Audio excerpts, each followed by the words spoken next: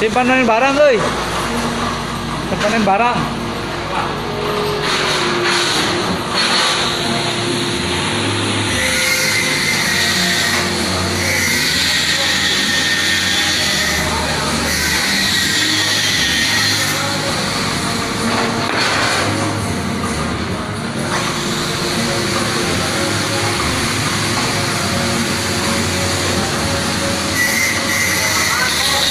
Hah?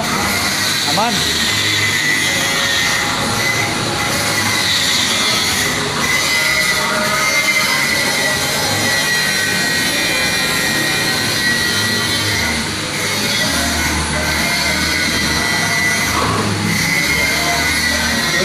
Tinggal dihandapin kagak seruk tuh.